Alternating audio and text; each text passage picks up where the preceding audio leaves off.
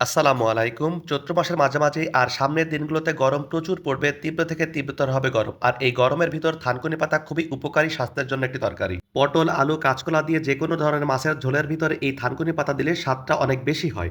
আর আজকে আপনাদেরকে আমি দেখাবো থানকুনি পাতার বাটা মসলা। শহর অঞ্চলে এই থানকুনি পাতাগুলো ভাগ, ভাগ করে ৳১০, ৳২০, ৳৩০ করে বিক্রি হয়। কিন্তু আলহামদুলিল্লাহ আমাদের নিজেদের বাড়ির জমি থেকে আমরা থানকুনি পাতাগুলো তুলে নিলাম। এখন থানকুনি পাতাগুলোকে ভালো করে ৩ থেকে ৪ বার পানিতে ধুয়ে এখন শিলপাটায় এটাকে সুন্দর করে বেটে নিব। একদম মিহি করে থানকুনি পাতাগুলোকে আমরা সুন্দর করে বেটে নিচ্ছি, দেখতেই পাচ্ছেন। এখন এই থানকুনি পাতা বাটার ভিতরে আমরা দিয়ে দিব অল্প একটু জিরা। এরপর আমরা এতে কয়েক কোয়া রসুন এবং ২ টা পেঁয়াজ এবং ১ টি কাঁচামরিচ দিব। আপনারা চাইলে এখানে বেশি ঝাল ইউজ করতে পারেন, তখন কাঁচামরিচ বেশি দিবেন। এখন সবগুলো জিনিস সুন্দর করে আমরা বেটে নিব, দেখতেই পাচ্ছেন। শিলপাটায় বাটা জিনিস আর ব্লেন্ডারে করা জিনিস কখনোই এক হবে না। আপনারা চাইলে এটা ব্লেন্ডারও করতে পারবেন। আসলে প্রকৃতি থেকে পাওয়া এই ধরনের জিনিসগুলো একেবারে ফ্রেশ হয়ে থাকে, সার, বিষ, কীটনাশক, ওষুধ ছাড়াই। আর এগুলো খেতে যেমন সুস্বাদু হয়ে থাকে, তেমনি শরীরের পক্ষেও খুবই উপকারী এবং হেলদি।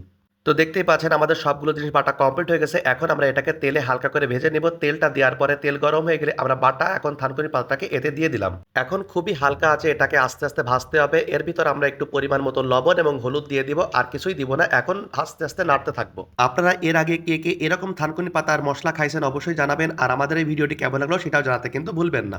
আর যদি নতুন হয়ে থাকেন তাহলে অবশ্যই চ্যানেলটিকে সাবস্ক্রাইব করবেন এবং পেজটিকে ফলো দিবেন। তো ধন্যবাদ সবাইকে। আজ এ পর্যন্ত, দেখাবে আগামীকাল নতুন কোনো ভিডিওতে ইনশাআল্লাহ। ভালো থাকবেন সবাই। আসসালামু আলাইকুম।